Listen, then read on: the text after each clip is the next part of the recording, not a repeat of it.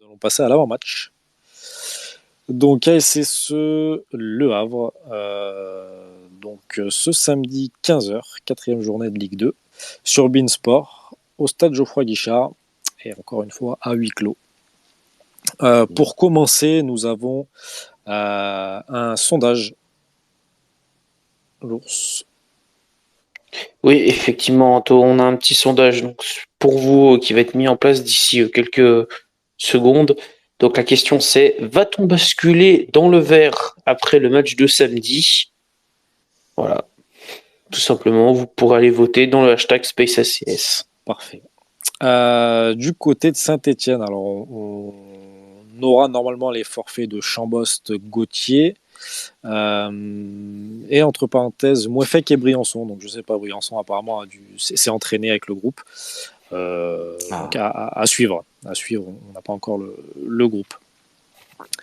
La dynamique des deux équipes. Donc concernant Le Havre, alors ils n'ont pas fait une très très bonne préparation. Ils ont fait une victoire, un nul, 3 défaites. Et en championnat, c'est 0 victoire, 2 nuls, 1 défaite. Donc c'est exactement pareil que nous. Ils sont en pleine restructuration avec l'arrivée notamment de Bonnemer. Ils ont un nouveau coach, Lucas Elsner. Ils dominent légèrement leur jeu. Donc ils sont à 55% de possession de balle. T'as pas de grosses individualités. Tu me diras, Vincent, si tu as des infos sur quelques joueurs du Havre qui se détachent un petit peu, mais on n'a pas eu comme info comme quoi on avait des joueurs qui se démarquaient. Et du côté de la Saint-Etienne, écoutez messieurs, 0 victoire, 2 nuls, 1 défaite. Nous concernant, nous avons tout dit. Je vous la pose la question, messieurs. Est-ce qu'on va basculer dans le vert après le match de samedi? Comment vous voyez ce match? Passons. Moi, je dirais quand même que c'est l'adversaire idéal, dans la mesure où il est en pleine reconstruction comme nous, et qu'il n'a pas non plus des certitudes pour ce début de championnat. Donc, ce serait bien de nous de confirmer et d'avoir notre première victoire face à un adversaire qui semble quand même abordable, notamment par ses résultats qui ne sont pas terribles. Mais Albert, on disait pas pareil pour Nîmes? C'était un peu une proie un peu facile à domicile, tout est bien. Après, ça va dépendre des ingrédients qu'on va mettre. Parce que Le Havre, c'est du 4-3-3. Ils ont un ou deux joueurs, moi, qui m'inquiètent un peu quand même.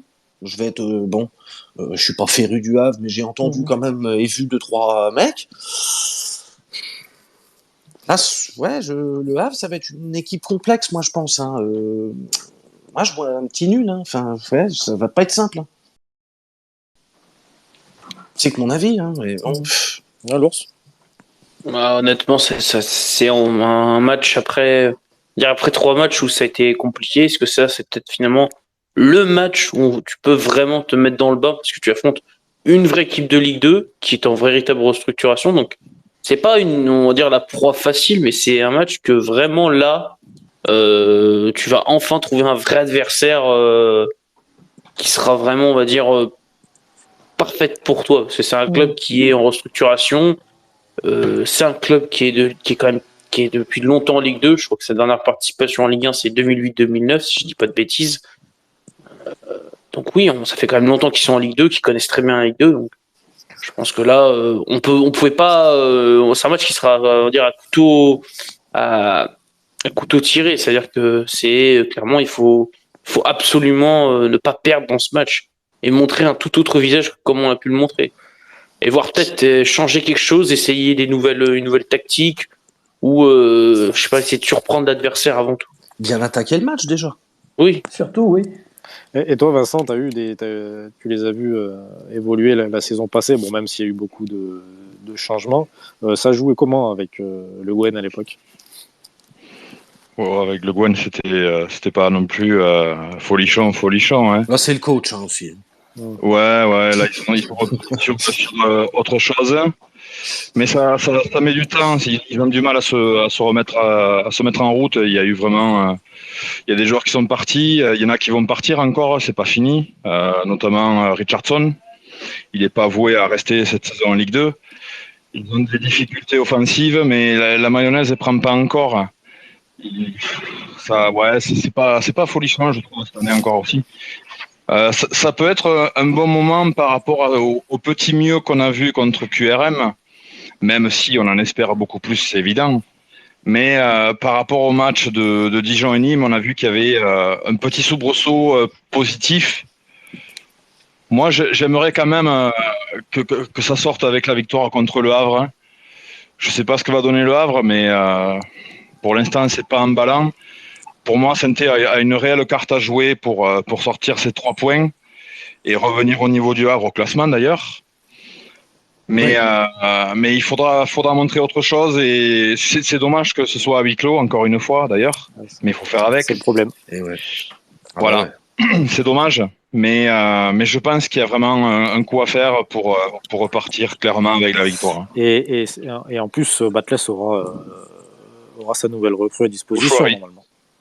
Donc il pourra l'intégrer. Oui. S'il a bien préparé sa semaine, il pourra l'intégrer dans son milieu. Donc attendez-vous à des changements, messieurs. On l'espère, ouais. Ou au moins dans le groupe. Oui, au moins dans le groupe. J'espère minimum sur la feuille, quoi. Et donc, messieurs, maintenant nous allons parler de système. Donc pour vous, faut-il changer de système contre le Havre, en sachant qu'on aura sûrement le retour de Briançon. On a vu que Palencia, Silva, c'était pas les meilleurs latéraux du monde. Faut-il privilégier des pistons, type Cafaro, Pintor, Camara? Giraudon, est-ce qu'il faudrait le replacer dans l'axe avec Briançon et Nadé? Voilà. Qu'est-ce que vous pensez de ça? Est-ce que pour vous, un changement de système serait judicieux? Pierre, vas-y, Albert. En fait, un changement de système n'est possible qu'avec le retour de Briançon. Parce que sans lui, on n'a pas les joueurs pour pouvoir jouer autrement. Et on l'a bien vu, à Dijon. Il faut que Briançon revienne. Et je pense effectivement qu'avec le retour de Briançon, ça sécuriserait un peu cette défense. Parce que nos défenseurs centraux, à l'heure actuelle, que ce soit Nadé ou Giraudon, à 2, ils ne sont pas suffisamment complémentaires. Et on voit bien, ils se font transpercer régulièrement. Même par une équipe comme QRM qui, a priori, ne jouera pas la montée. Donc effectivement, j'ai hâte d'un retour de Briançon, voire d'une nouvelle recrue en tant que défenseur central, parce qu'on en a besoin. Disons que Giraudon, je te rejoins, Giraudon est beaucoup plus à l'aise à 3 derrière. Et non dans une défense à 4. En tout cas, il l'a prouvé. Quoi. Ouais. Donc, oui, moi je pense que ça pourrait être pas mal de changer de système et enfin peut-être mettre des pistons. Alors après, à gauche, on parle beaucoup de Cafaro, mais à droite, on n'a pas énormément de solutions parce que Palencia, c'est pas non plus la sécurité absolue. Moi, je tenterais, alors après, ça peut paraître fou ce que je dis, mais je tenterais de mettre Camara en piston droit parce que c'est un poste qu'il est capable de jouer, d'évoluer. Il a le bagage pour faire les allers-retours et aider la défense. Moi, je tenterais le coup de mettre Camara piston droit. Ça tient qu'à mes idées. Hein. Et pourquoi pas même intégrer justement en tant que titulaire Bouchouari dans ce milieu. Pourquoi pas? Ça se tient. Moi perso, je suis pragmatique. On vient d'évoquer un Saint-Étienne qui est un petit peu mieux, qui commence à montrer des soubresauts, ça frémit, il y a quelque chose. Et ce quelque chose, il vient parce qu'on est à 4 derrière déjà. Moi, je bouge pas, je veux pas. J'espère qu'il touchera pas. On est sur une dynamique qui est un petit peu mieux, avec un peu plus de certitude, avec des gros guillemets. Bon, j'espère qu'on va pas tout chambouler. Qu'on va pas tout chambouler. Moi, Giraudon m'inquiète. Dans cette doublette, c'est Giraudon avec Papa Briançon, Albert. Ah oui, peut-être, avec Briançon. Avec le binôme, là, t'en as un qui est plutôt élégant, qui est plutôt propre balle au pied, Briançon qui est plutôt le taureau qui va stopper. Moi, je trouve ce duo-là, je veux voir. À la maison, bon, je veux voir. Donc vous mettez Nadé sur le banc. Ça me choquerait pas. Il a peut-être besoin de souffler. Tu mets Silva, qui fait un début de championnat, qui est quand même un mec en partance, hein, à qui on a déjà dit clairement qu'on n'en voulait plus. Bah, mon vieux, il est presque au niveau, lui. Il fait ses matchs, quoi. En C'est sachant pas devenu que Roberto Carlos en un été, mais je veux dire, il fait ses matchs, quoi. en sachant que Nadé, c'est le plus rapide de nos défenseurs. Ah bah on l'a vu sur son tacle, hein. Parce que Oui. justement dans cette occasion-là, Oui. Giraudon se fait manger par celui qui fait l'appel, parce que l'appel, il est dans sa zone. Et Giraudon ne bouge pas, n'y arrive pas. Et Nadé est très très loin. Et Nadé est très très loin, c'est lui qui revient. Ouais, Nadé revient de loin. Oui, c'est lui qui revient. Alors que normalement, ça aurait été Giraudon qui aurait dû intervenir, puisque l'attaquant lui passe à côté. Mais on le voit bien, hein, sur l'action, il a 5 mètres d'avance. Et sur la fin, il a 5 mètres de retard. Et ça, c'est rédhibitoire pour une défense à 4. Pour deux Et parce que tu viens de dire, rédhibitoires. Albert, ça m'a révélé que moi, c'était super Briançon-Giraudon. Parce que ce qui m'a fait tilt quand tu as parlé, c'est que globalement, Nadé et Giraudon, ils sont pas incompatibles, loin de là. Mais c'est que tu en as un qui sait qu'il va beaucoup plus vite. Donc automatiquement, il va peut-être jouer 2-3 mètres plus reculé parce que inconsciemment, il est peut-être pas dans la même philosophie d'alignement avec Giraudon, puisqu'il va plus vite. Alors que Giraudon-Briançon, pas de rapide, je pense que l'entente et l'alignement est mieux avec ces deux-là. Parce que justement, eux, ils vont peut-être jouer plus haut. Ils savent qu'ils peuvent pas revenir en vitesse. Pas sûr. Moi, je pense pas sûr non plus, mais bon. Moi, je pense plutôt que Briançon... Bah non. Giraudon et Nadé peuvent être complémentaires, mais avec un troisième qui coupe.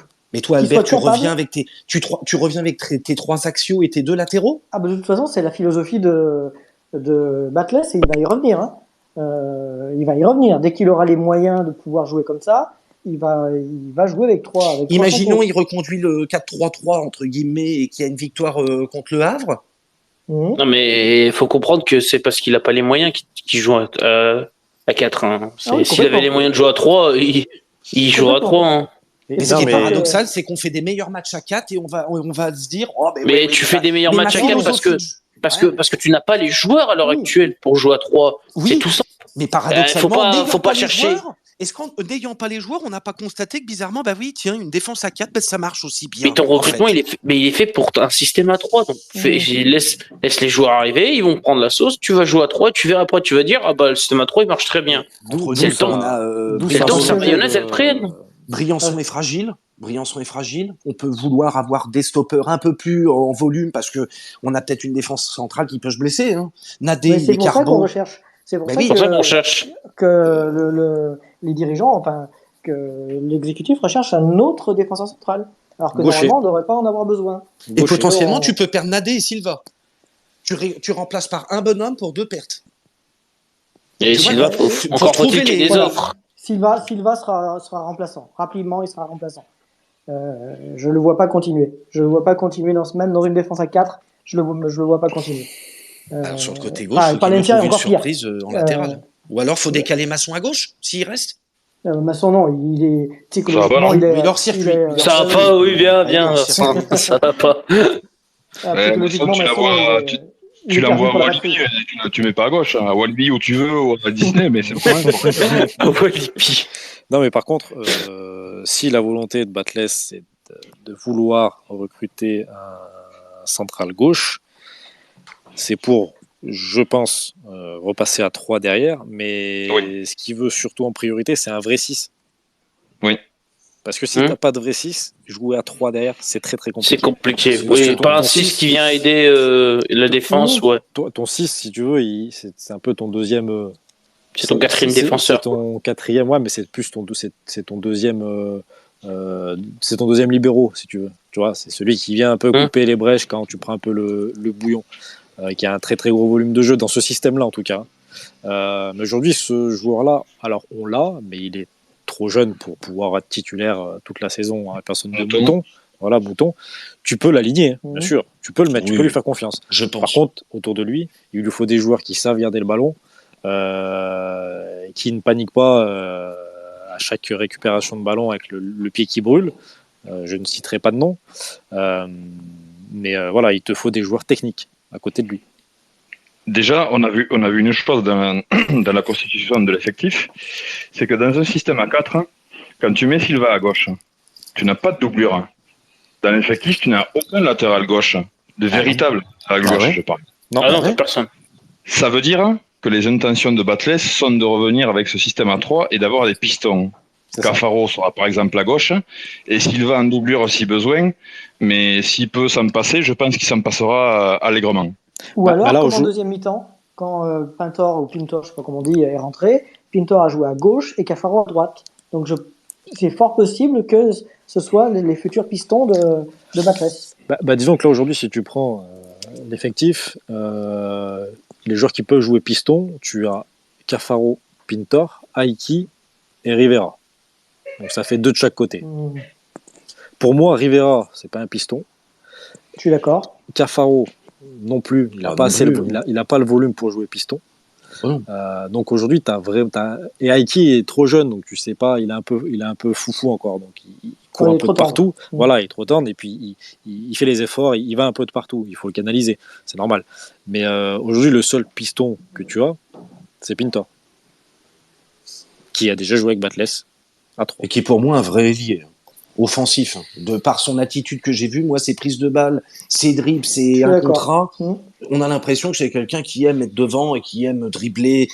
Il n'est pas piston, en tâche défensive, j'attendrai rien de Pintor, pour moi. Non. Il veut jouer l'offensive, ce joueur-là. Il faut le jouer en ailier. Oui. Mais par contre, je rejoins l'ours sur Camara à essayer piston. Pourquoi pas? À essayer on l'a déjà essayé latéral. Dans ce cas-là, il faut qu'il arrête de faire la gueule, parce qu'à chaque fois que Puel le mettait latéral droit de latéral droit, il ne supportait pas ce poste. Il aime pas. Ouais, il aime Donc, après, latéral droit, c'est pas la même chose que piston. Hein. C'est 2 postes très différents. Ouais, mais piston, t'as plus de piston offensif, t'as plus quand même de coffre offensif. Et vu le déboulé qu'il a fait à droite, si Batles lui dit tu peux nous faire des déboulés comme ça à droite, et je pense qu'il va pas faire la gueule. Hein. Puis c'est pas la même chose. De cette action-là, oui. Si vous voulez revoir le match, d'ailleurs, c'est symptomatique. Avant qu'il fasse son déboulé, c'est à peu près 10 secondes avant, Batles l'appelle. Il l'appelle et, 5 secondes plus tard, il fait son intervention et s'en va. Et je pense que Batles compte sur lui. En piston droit, oui, ça peut être une bonne option. Je sais pas, mais oui. Batles compte sur lui. Il a confiance, je pense, en Camara aussi. Il veut se poser dessus un peu. C'est normal, c'est un joueur que ça fait longtemps qu'il est au club, donc il connaît un peu les ficelles. Après, Batles va, je pense, en fin de mercato, une fois qu'il aura son effectif, alors déjà, il va se tirer le peu de cheveux qui lui reste pour faire sa compo, notamment au milieu de terrain, parce qu'on va avoir du monde. C'est ce que j'allais dire. On va avoir pour une fois. C'est très bien. Pour une fois, une concurrence. Tant mieux. Parce que si tous ceux qu'on annonce un peu là sur la toile arrivent chez nous, sur le papier, c'est pas dégueu. On va avoir un retour de Chambost, qui pour moi est le vrai numéro 10. On a encore le petit Gauthier, qui a été exceptionnel lors de la préparation, qui lui aussi va revenir, et je pense que Batles va lui donner sa chance. Non, les plus gros chantiers, moi je pense, ça va être devant et derrière. Mais derrière, encore une fois, voilà, il te faut de la doublure, il te faut des joueurs qui soient capables de jouer entre eux. Il faut de la complémentarité. Aujourd'hui, je pense que c'est ce qui manque. Après, s'il arrive à faire quelque chose avec autour de Briançon, Giraudon, ça peut fonctionner. Mais, encore une fois, tout va dépendre de tes pistons et de ton numéro 6. Enfin, peut-être que je me trompe, mais pour ce système-là, il te faut des joueurs devant qui font les efforts, qui ne soient pas avoir d'efforts. Si on suit la philosophie Batles avec la tactique, et je vois pas comment les pistons, faut recruter des latéraux offensifs qui soient même polyvalents. C'est-à-dire que le mec peut jouer droite-gauche, parce que je vois pas là aujourd'hui numériquement comment on peut jouer avec des pistons. Bah, c'est ce que je te dis. Aujourd'hui, On va encore mettre des de... joueurs par défaut pas leur poste. Faudrait pas retomber là-dedans, quoi. Aujourd'hui, t'as pas de réel piston. Enfin, si Bah t'en ouais. as un ou deux. Mais Là, il faut un neuf mini et un latéral presque polyvalent, une sorte de Falaï Sacco de l'an dernier, mais un peu droite-gauche, quoi, qui puisse venir un peu sur les deux fronts, qui puisse à la fois être pas trop mauvais défensivement et qui puisse savoir se projeter et puis avoir une qualité de centre un peu, quoi. Mais ça fait beaucoup. Hein. Après, si La qualité de centre, tu peux la travailler. Hein. C'est pas. S'il joue sans piston et ça peut Ça fait arriver, des années qu'on doit travailler dans les centres. Hein. S'il joue sans piston et ça peut arriver, t'es 2-8 et ils vont devoir courir. Ouais, mais on a du monde à ce poste-là et on peut faire tourner aussi. Hein. Donc c'est pour ça. Toi, Vincent, je sais pas ce que tu en penses un peu sur les systèmes de jeu. Est-ce que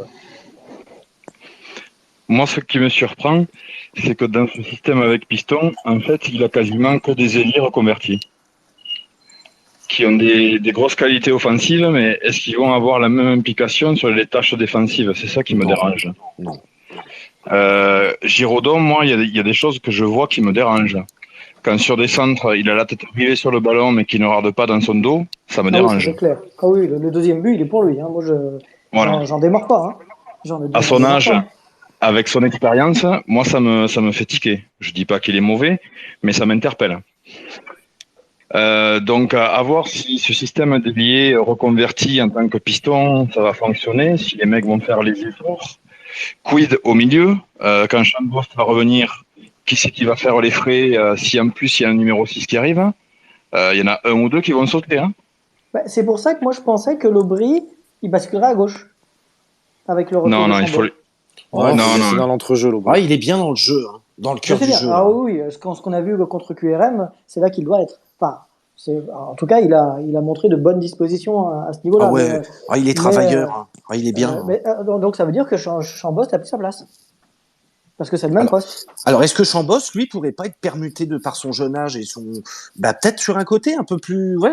Non, Chambos, c'est un 10. Oui, Chambos, c'est un 10. Ouais, mais pour la jeunesse, est-ce qu'il peut pas. Il a pas le bagage. Il a pas le bagage pour jouer sur le côté. Il a pas le bagage. Je le mets sur le côté. On est sur le même principe, c'est-à-dire qu'on va reconvertir des joueurs offensifs sur des rôles de piston, mais ça va coincer sur certains critères. Et c'est un vrai poste, hein. C'est bon. Oui, c'est tellement particulier parce qu'il faut avoir du coffre. Exactement, ça c'est vrai. C'est recherché. Ouais, et c'est pour ça que ça coûte cher et qu'il n'y en a pas beaucoup. Et oui, c'est pour ça que je pensais que, vu ce que nous a montré l'Aubry contre QRM, où il était au four et au moulin, peut-être que ça pourrait être une voie pour lui. En tout cas, de toute façon, ça veut dire, si on l'utilise au milieu du jeu comme contre QRM, ça veut dire qu'on a une recrue qui ne jouera jamais, ou qui fera des bouts de match, entre Chambost et lui. Après, il peut varier. Hein. Après, ça peut varier. Attention. Tu sais, Albert, t'as des blessures, t'as des méformes. Je suis d'accord.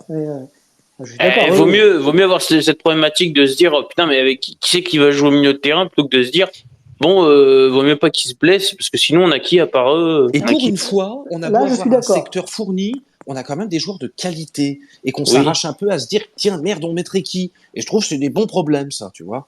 Alors c'est des bons problèmes. On a des problèmes de riches comme on dit. C'est des bons problèmes, sauf si c'est entre recrues.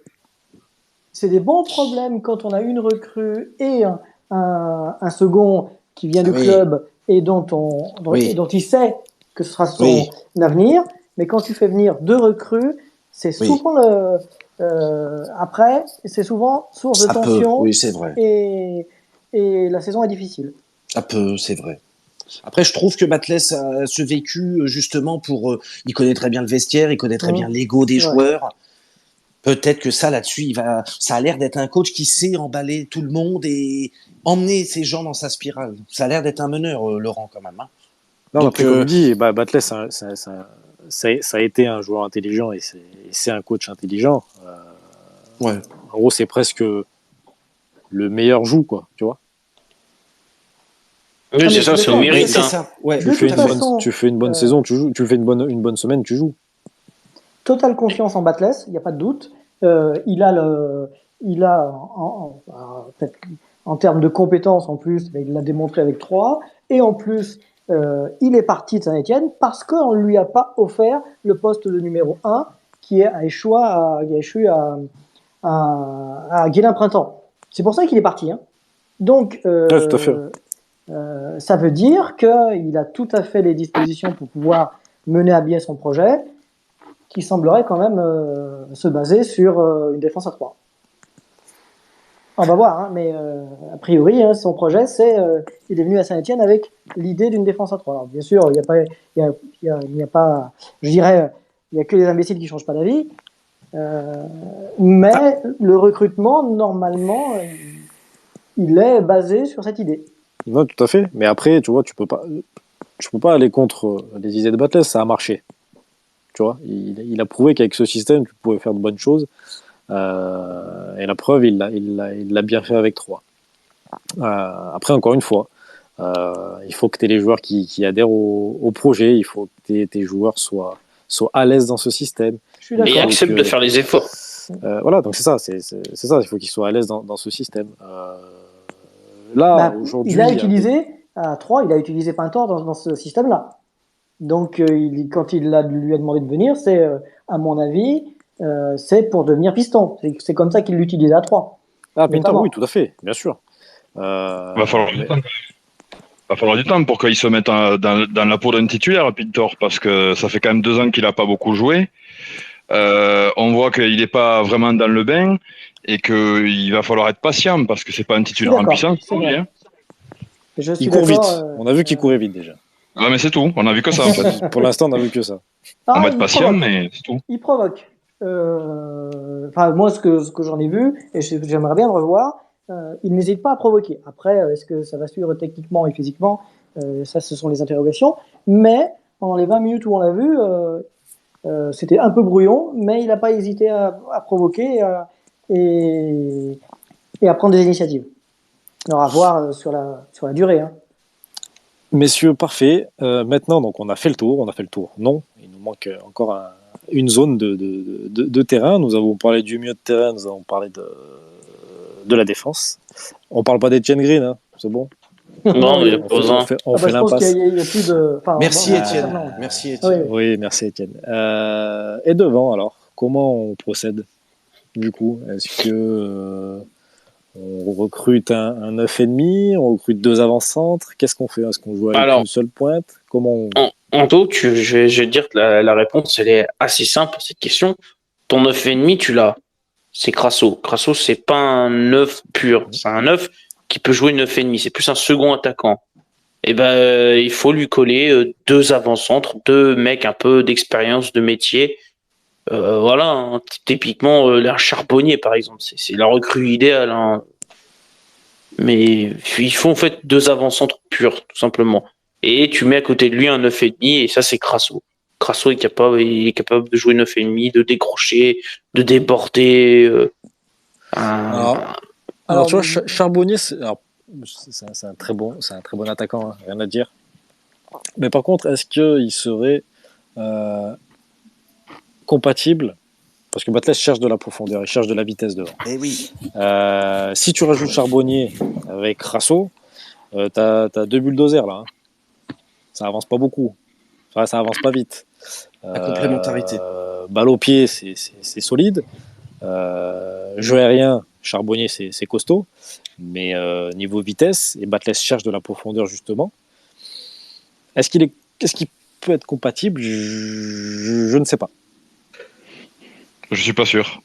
Tu vois la nuance, c'est Charbonnier. Et le paradoxe, c'est qu'on le prendrait bien, quoi. Moi, je le vois pas partir sur un profil comme celui de Charbonnier. Hein. Moi non Super plus. joueur. Pas du tout. Hein. Après, peut-être que je me trompe. Hein. Mais parce qu'on a eu la hype. Là. Ouais, Charbonnier, on a vu Charbonnier sur la toile. On connaît ses références, on connaît son pédigré. Bon. Si tu écoutes bien ce que veut Batles, Charbonnier, il correspond pas du tout au profil recherché. Hein. Mais sincèrement, Crasso non plus. Hein. Je crois que Crasso est là par défaut. Bon, on n'a que lui. Oui. Et on n'a que lui, oui, c'est clair. Mais si on a les recrues, si on trouve les recrues, je pense que Crasso terminera sur le banc. Ah ouais? Alors que sincèrement, j'ai été agréablement surpris par son match contre QRM. Non pas par son but, hein, parce que son but, je pense pas qu'il en mettra des dizaines comme ça, mais par son implication et par sa technique que je n'ai jamais vu l'an dernier, sincèrement. J'ai toujours trouvé que c'était un Il avait mis des buts emprunté. quand même qui avaient fait le tour l'an dernier. Hein. Oui, oui. Même en jeu. Il a une technique très fine quand même. Hein. Alors Crasso, je l'ai découvert sur ce match-là. Je ne pensais pas capable d'être aussi technique. Crasso est très très fort dans les petits périmètres. Dans le petit périmètre, depuis le début du championnat, il me plaît. Est très très fort. Dos au but, il est très très fort parce qu'il est quand même, il est costaud. Crasso, il est bien sur ses pattes. Ouais. Et c'est dur à le bouger. Après, tu peux pas lui en vouloir. Le mec, il finit les matchs. Il a joué quoi? Il a joué 90 minutes là. Oui, il n'a pas été rendu. Oui. Il a fini sur les rotules, hein, donc il s'est donné quand même. Hein. Donc oui, c'est pas l'attaquant qui va presser. Oui, c'est pas l'attaquant qui va te prendre la profondeur parce que c'est pas son style de jeu. Mais il faut qu'il soit accompagné. Donc je pense que Bates comment? Comme Ajaccio, s'il fait une très bonne partie de la saison. Courté. Voilà. Il joue à deux. Eux, c'était complémentaire pour le coup. Oui, complètement. Oui. Donc je pense qu'il nous faut un profil d'attaquant qui prenne la profondeur type qu'est-ce qu'on peut avoir sur le marché. T'as dit quoi? Benzema, hein? Par exemple, là, en prêt, je sais pas s'il nous le prêterait. Faudrait lui poser la question. Non, mais il nous faut pas un pivot. Il nous faut pas un Krivili, par exemple. Tu vois, il nous faut plus un mec assez vif, pas trop. Ouais, je vois. Pas très grand taille, pas forcément, parce que tu vas pas dans l'ancien club de Bouchoirie, tu reviens à Roda et tu prends Vente, par exemple. Après, est-ce qu'ils sont allés jusqu'à là, je sais pas, mais je pense qu'ils ont des pistes. Hein. Aujourd'hui, il n'y a pas beaucoup de noms qui ressortent par rapport aux cibles d'attaquants. C'est un marché qui est pas simple. Moi, je sais qu'il y a très très très longtemps, mais vraiment au début du mercato, bien avant, il y avait eu un bruit sur un dénommé Maxime Cornet, qui, je crois, est au Havre, où il était. Ah, mais c'est un joueur de côté. Hein. Ah oui, il est sur le côté, lui, ouais. Ouais. Et il a aussi. Non, il est sur le côté. Cornet, bon joueur et sur les coups francs aussi. Non, c'est vraiment un vrai joueur de côté. Ok. Mais je pense qu'ils vont partir sur un étranger. Hein. Ça va être surprenant peut-être, mais on n'est pas habitué. Mais pourquoi pas hein. Mais vu tout ce qui cible à l'étranger et le peu des possibilités qu'il peut y avoir en France, je pense qu'il faut pas hésiter. Si tu trouves un profil qui colle vraiment, même s'il est étranger, et si financièrement ça colle, il faut pas hésiter. Maintenant, il faut arrêter avec ces barrières de Ligue 1, Ligue 2, il parle français. Maintenant, ces prétextes, ils commencent à en avoir ras-le-bol. On a vu ce que ça a donné la saison dernière. Le recrutement, il a été perdu aux 3/4. Ça a été raté et ça a donné ce que ça a donné. Donc, au bout d'un moment, il faut se poser les bonnes questions et se dire, tant pis, on va prendre un risque. Mais finalement, le risque, c'est quoi? C'est l'essence même du football. Si tu prends pas de risque, tu fais rien. Non, mais c'est Vincent, on a Ignacio Ramirez en souvenir chez nous. Hein. Oui. M'en parle pas, ne m'en parle pas, s'il te plaît. Moi, je l'ai vu jouer qu'une seule fois. C'est trop peu. C'est à la Duchère. Non, mais ça, c'est en Coupe de France. Non, c'est en Coupe de France à la Duchère. Je l'ai vu jouer. Lui, c'était pas possible.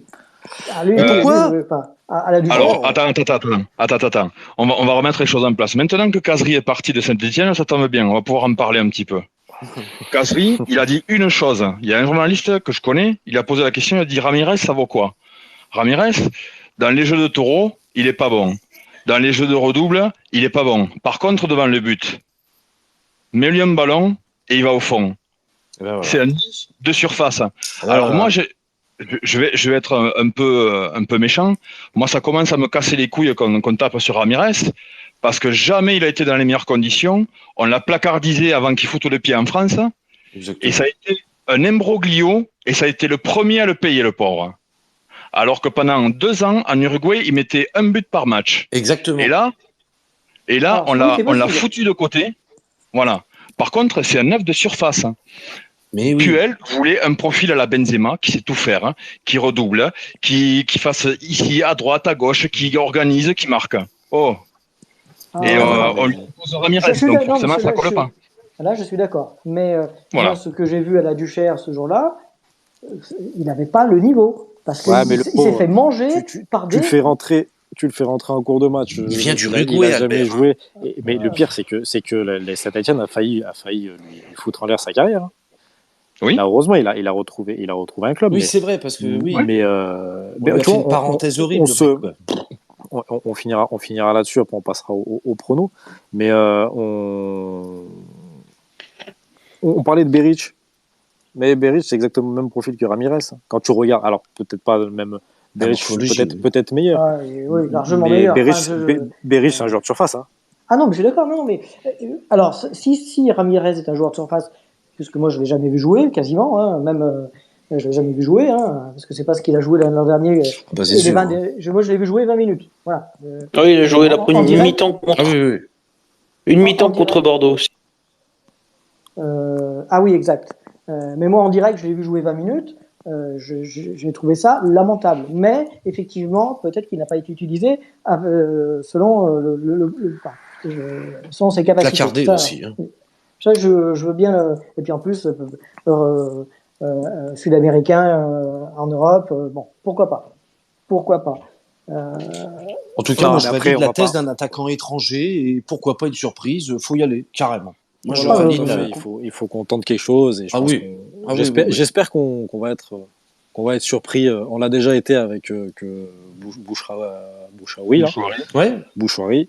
Donc, faut que ça continue. Mais après, de toute façon, il faut faire comme ça. Hein, c'est sûr. Le risque, la prise de risque, elle sera toujours récompensée.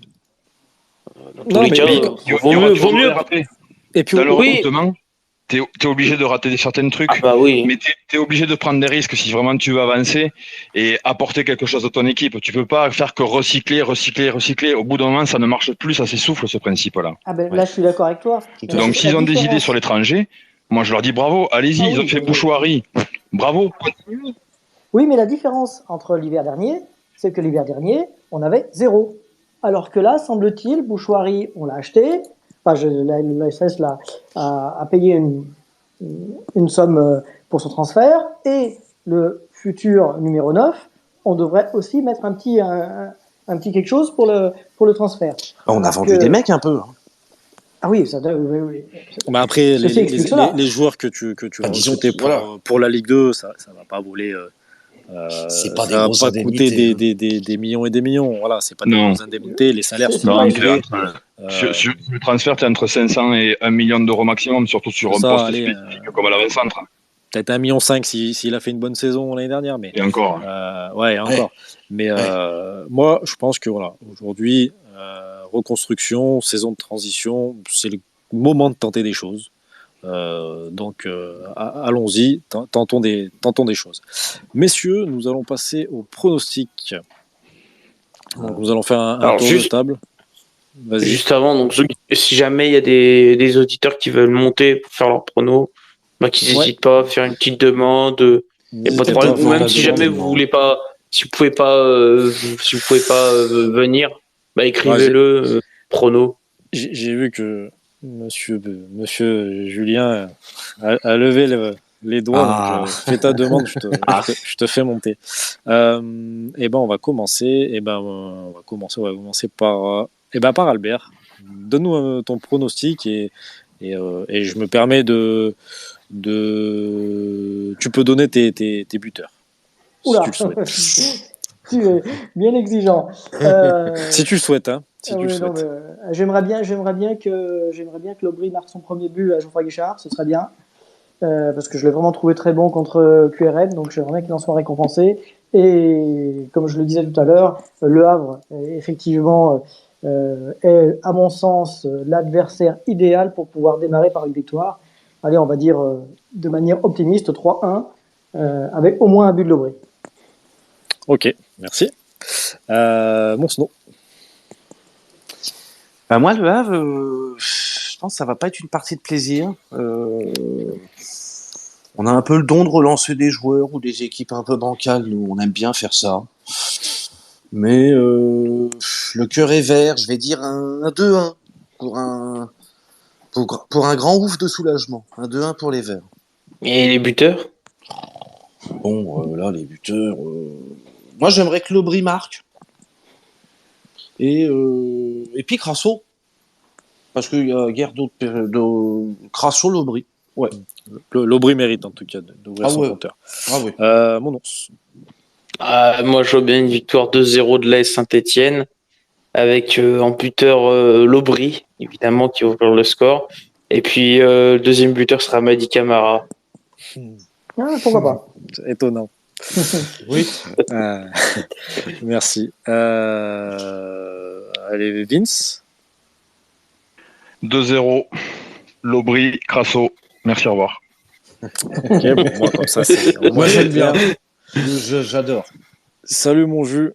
Comment vas-tu? Salut l'équipe. Salut Julien. Bah, c'est le dernier match de défense à 2. Après, on repassera en défense à 3 une fois que le Lorientais Stéphanois sera revenu. C'est ça. Oh non. Ah, si. Normalement, il a annoncé ce week-end. Et du coup, 1-0, but de Crasso. Ok, donc tout le monde voit des victoires, c'est bien, les gars. Ah non, mais il n'y a pas de choix. Mais effectivement, on n'a pas le choix. Eh ben, écoutez, moi, je vais dire. Alors, déjà, on va en encaisser un, c'est sûr, donc je vais dire 2-1. 2-1, et je vois bien Cafaro. Et s'il joue, Briançon sur coup de pied arrêté. Pourquoi pas. Sur corner. L'ours, il y a des réactions et des pronostics sur le. Alors, sur le hashtag. je vais faire les pronos et après je fais le résultat du sondage.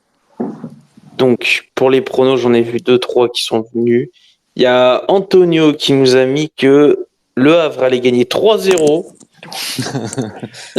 Donc voilà quelqu'un d'extrêmement optimiste pour les Verts. Oui. Non, mais c'est un supporter du Havre, donc qui nous a écoutés.